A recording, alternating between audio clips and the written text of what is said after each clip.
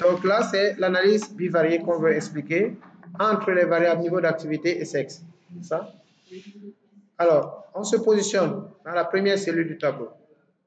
Insertion. Tableau croisé dynamique. OK. Sachant qu'on va mettre ça dans une nouvelle feuille.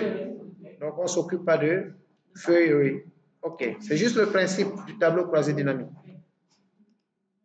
Alors, les deux variables, c'est le sexe qu'on peut mettre dans ligne. Ça dépend de nous. On peut le mettre ici ou là.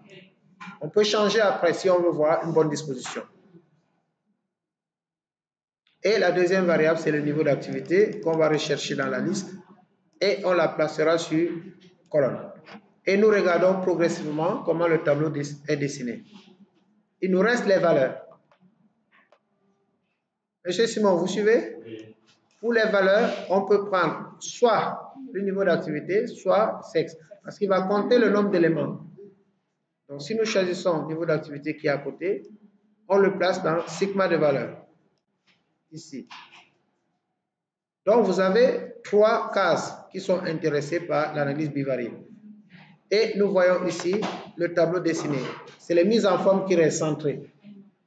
Alors, si vous avez opté pour inverser, c'est-à-dire prendre niveau, le mettre ici, et sexe, le déposer. Il est dynamique, le tableau. Il vous montre cet aspect-là.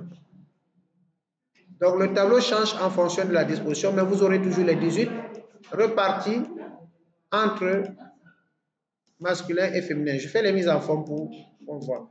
Et le tableau nous dit tout de suite qu'au niveau des hommes, quand on fait la répartition, on n'a ni modéré ni sédentaire. Ils sont tous merci. Vous êtes fort dans l'interprétation. Vous avez bien interprété. Non, c'est une bonne interprétation. Simon, c'est bon maintenant? Après, il suffit de faire un graphique, comme on l'a vu, en histogramme. Ici, si vous voulez faire un graphique en secteur, vous devez le faire uniquement. Vous ne pouvez pas le faire pour tout le tableau. Parce que vous avez une analyse bivariée. En secteur, il ne peut pas prendre ça, deux variables, c'est-à-dire la variable sexe et la variable. Les secteurs font en général une seule variable. C'est monovariable. Donc, voilà ce qu'il fallait faire pour l'analyse bivariée. Et le graphique, si on peut continuer, on peut faire en barre aussi. Voilà, il trace automatiquement les barres. Et il faudra le meubler parce qu'un graphique sans les valeurs n'est pas un graphique correct. Il faut les valeurs pour mieux interpréter et c'est dans ajouter étiquette de données.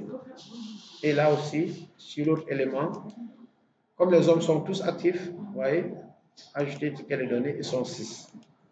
Voilà enfin le travail demandé. Ce que je n'ai pas expliqué depuis tout à l'heure, c'est comment masquer ces éléments-là pour qu'on n'affiche plus le mot sexe ici, parce que c'est un tableau dynamique. Vous pouvez changer à tout moment un niveau d'activité. Mais il peut arriver que vous masquez les éléments qui sont ici. C'est en faisant clic droit. Alors, il va vous donner masquer les... Alors, je ne suis pas dans le bon menu. Vous placez sur l'une des choses, ici vous dites, il va vous dire masquer tous les boutons. Je clique et tous les boutons sont partis.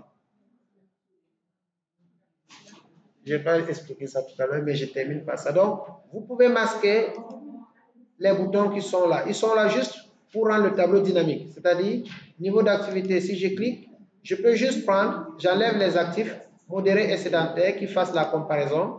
Le graphique donne que des modérés et sédentaires. C'est pour ça qu'on l'appelle tableau croisé dynamique, parce qu'il peut mouver à tout moment.